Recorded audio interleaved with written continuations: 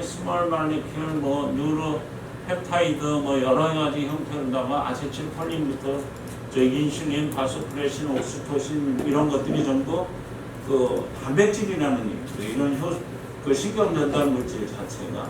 근데 우리가 신경 전달 물질을 조절할 수 있는 장치도 있어요. 그래서 그 장치에 의해서 신경 전달 물질을 잘 조절한다 그러면 그 통증을 조절할 수도 있거든요. 페인을 조절할 수도 있고 이렇기 때문에 그런 것들이 쓰여지고 있습니다. 그래서 여기 센트럴 너버 시스템에서 이게 자극을 주고받고 하는 것들이 다 신경 전달 물질에 의해서 움직이는데 그것도 단백질이다. 이렇게 이해를 하셔야 돼요. 단백질이 따로 떨어져 있다라고 생각하시면 안 됩니다. 그러면 이런 신경 전달 물질이나 효소의 원료가 단백질이고 단백질의 원료는 우리가 먹는 것으로 공급되어 있기 때문에 그 부분에 대해서 신경을 써야 되는 거예요. 식사 패턴을 알아보라고 하고 이런 것들이 그런 데서 일어나는 겁니다. 그 다음에 이렇게 물질의 이동 통로로 이동되는 것들 이게 다 단백질이에요. 이게 단백질이라서 세포 내 단백질의 구성이 세포막이 하나, 둘, 셋 이런 식으로 여러 단백질이 모여 있으면서 물질의 이동 통로로 쓰여지고 있는 겁니다. 그러면 단백질도 이제 소화 흡수가 돼야 될 거 아니에요. 소화 흡수는 되게 위산의 역할이 가장 중요한 역할을 합니다. 근데 우리나라 사람들의 대부분이 저위산증이라고 얘기했죠.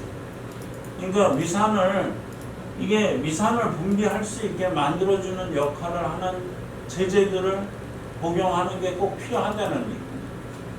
이게 약물로도 나와져 있었는데 요즘은 약물도 별로 없어졌어요. 그 다음에 이제 가서 이게 완전히 위산에 의해서 지금은 제가 얘기하는 거는 뭐 비타민 B3가 위산을 분비하게 해준다 그런 것도 하나의 일부분이지만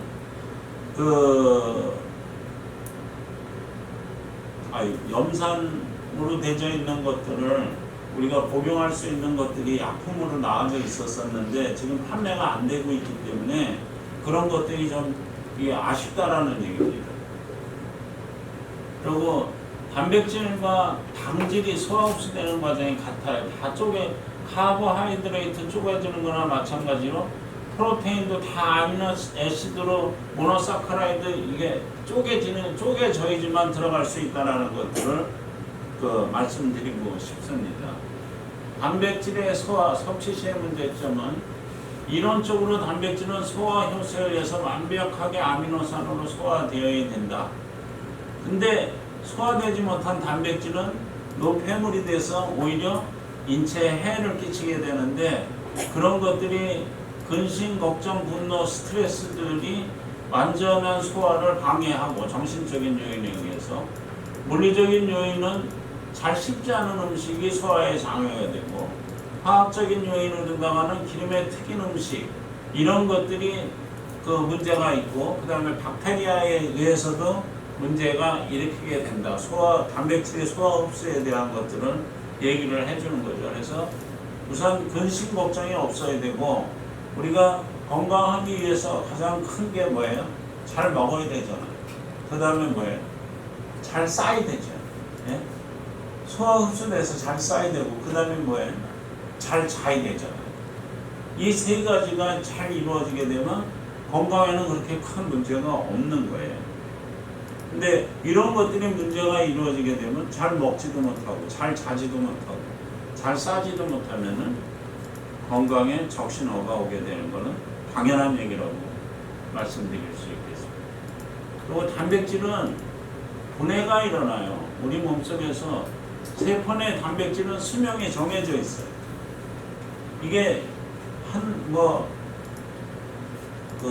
번 만들어지면 내 생명 끝날 때까지 가는 게 아니에요. 어느 건 수분 만에 없어지게 되고 어느 거는 한 6개월 이상 가는 것도 있고 그래요. 딱 오랫동안 가는 거는 수정체만 종의 수명에 끝날 때까지 가고 있어요. 그래서 수정체를 우리가 이게 바꾸는 시술을 하죠. 인공 수정체를 끄어주는 거. 이게 수정체는 이게 안 만들어지니까. 예. 그다음에 이제 수명이 다한 단백질은 분해되고 제거가 되고, 수명과 관계없이 잘못된 미스폴딩된 단백질은 이게 병을 일으키게 됩니다. 질병을 일으키게 됩니다. 근데 이렇게 미스폴딩이 일반적으로 건강한 몸이라고 그러면 이렇게 미스폴딩이 일어난 단백질은 스스로 다 제거가 돼요. 분해되고 해가지고 제거가 되게 되어 있어요. 근데 이것이 제거가 안 되는 경우에 문제가 일으키는 거죠. 그 다음에 소화 단백 분해 효소, 다이제스티브 프로테아즈에 의해서 분해되는데, 우리가 그 염증이 일어나는 것도 단백 분해 효소제 이렇게 얘기하는 것들이 이게 소화 효소제가 아니고 이게 염증이 일어나는 것도 이런 단백질의 분해에 의해서 일어나는 것들을 말해줍니다.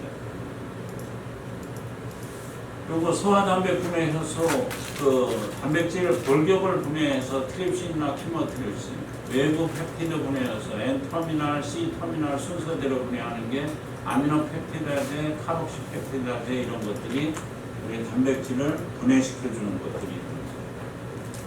그래서 단백질이 분해되는 거, 여기서 이제 시스톨릭 타겟 프로테인이 있어서 이렇게 완전히 분해되는 거는 이런 프로테아점이라고 하는 우리 몸속에 있는 하나의 세포에서, 요게 이제 폐기물 분쇄기예요.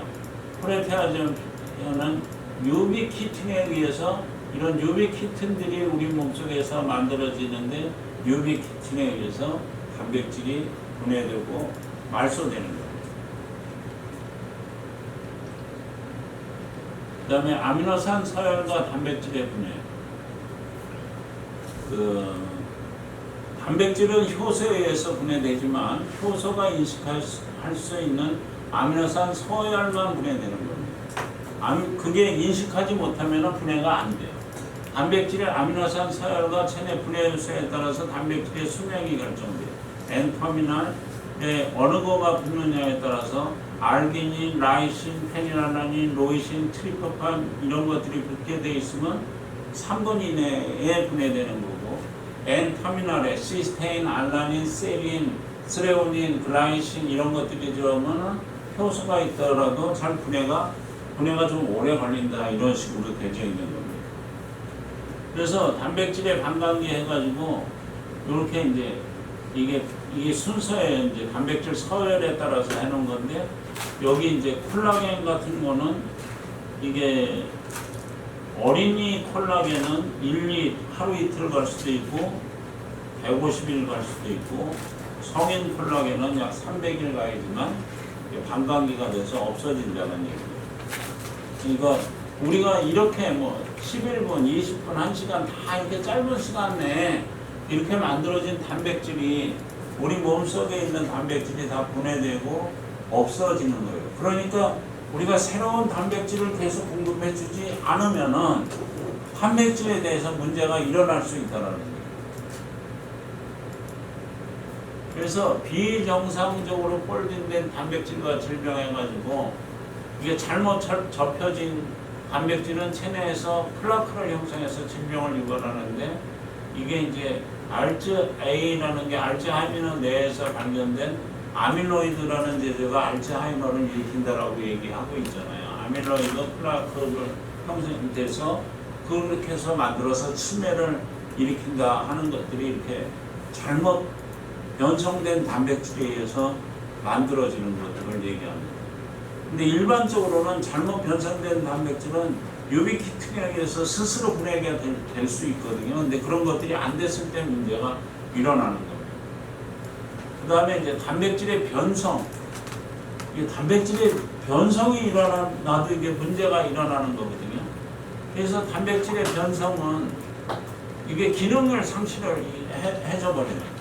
근데 그 변성의 원인이 산알칼리, 유기용매, 세제, 환원제, 염해농도, 중금속, 여기서 이제 얘기를 하는 게 계속 얘기하지만 중금속은 단백질의 음전화 결합이 돼서 단백질 고유의 기능을 상실하게 만드는 겁니다.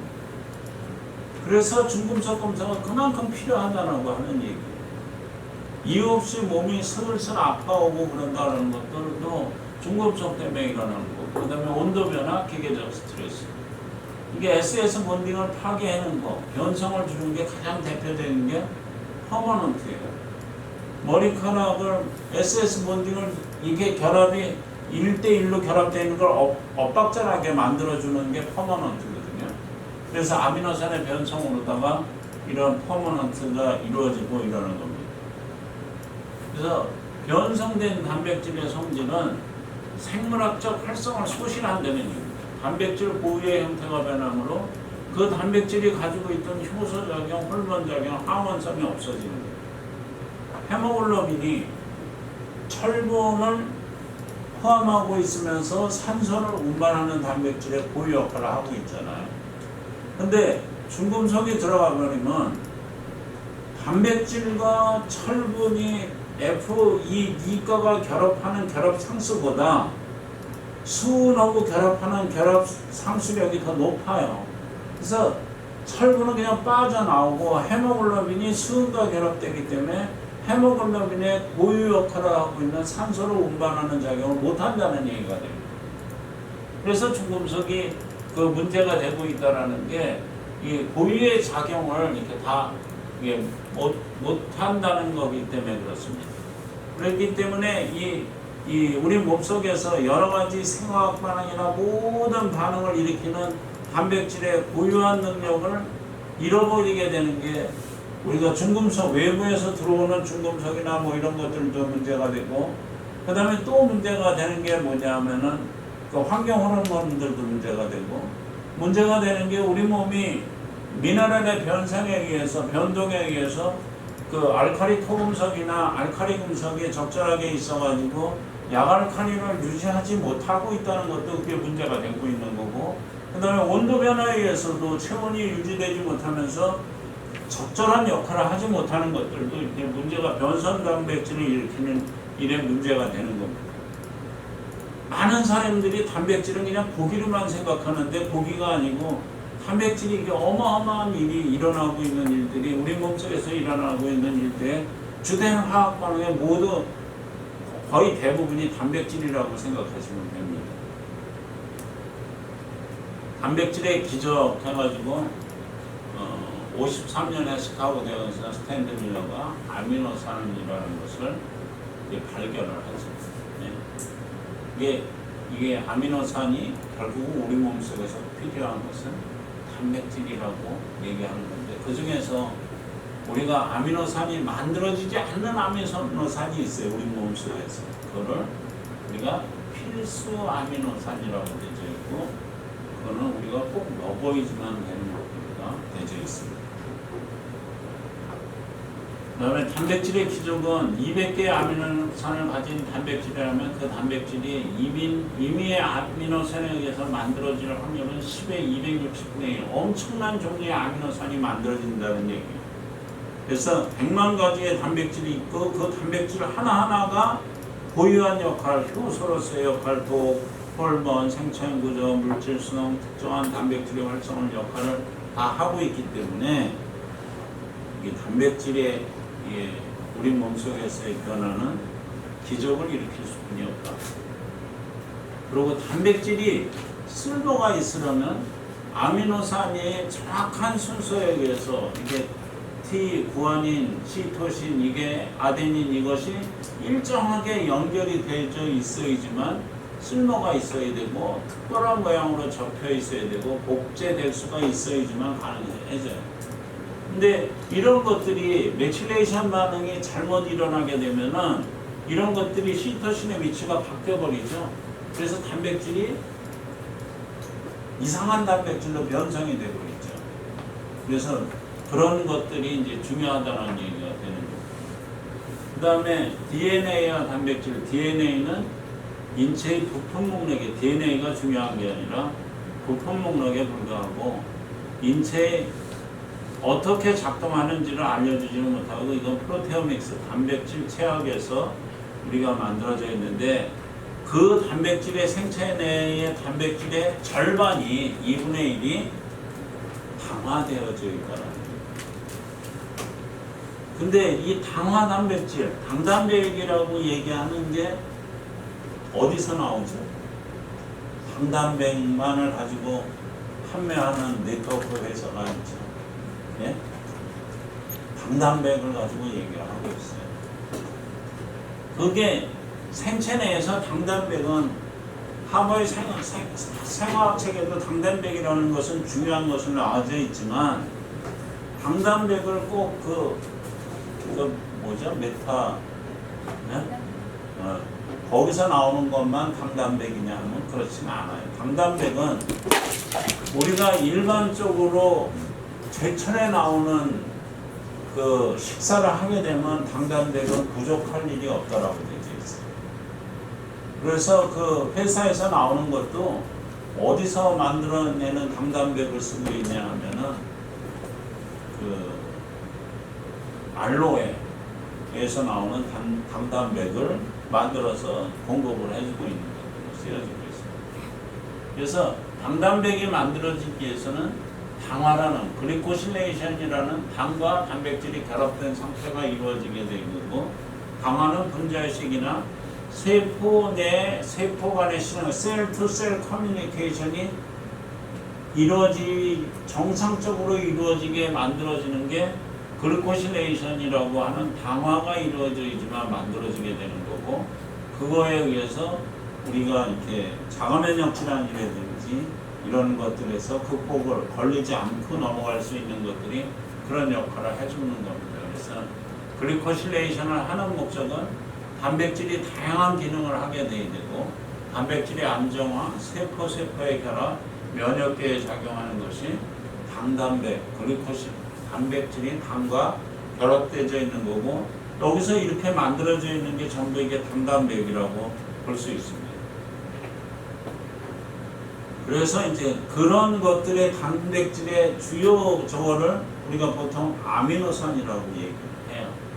아미노산은 단백질의 합성 물질이고, 아미노산 결합에 의해서 아미노산이 가장 큰 이유는 아미노산 결합에 의해서 단백질이 합성이 되는 거고, 단백질의 합성에 의해서 세포와 조직이 성장이 유지되고 있는 거기 때문에 그렇습니다. 그래서 이 아미노산 결합에 의해서 인슐린, 성장 호르몬, 갑상선 호르몬 이런 것들의 분비에 다 영향을 끼쳐주고 있는 것들입니다. 그리고 아미노산은 단백질을 낱개로 나누는 낱개 벽돌에서 이제 가지사슬에 의해서 어떻게 붙는 펩타이드 결합이 어떻게 되느냐에 따라서 단백질의 기능들이 다 바뀌어지는 것들을 얘기를 하고 있습니다. 그래서 단백질은 20개의 기차 아미노산이 있어요. 알라닌, 알기닌, 아스파라딘, 아스팔트산, 시스테인, 글루탐산, 글루타민, 글라이신, 프롤린, 세린, 티로신. 이거는 비필수고, 이쪽에서 나오는 거 히스티딘, 이소로이신, 루신, 리신, 메티오닌, 페니랄라닌, 트리오닌, 트립토판, 발리는 이거는 필수 아미노산입니다. 필수 아미노산은 식품으로부터 반드시 섭취를 해야 되는 거고, 식품의 구성원 중에 이쪽으로 돼 있고 이쪽으로 돼 있는 것들이 골고루 다 이게 섞여져 있어요.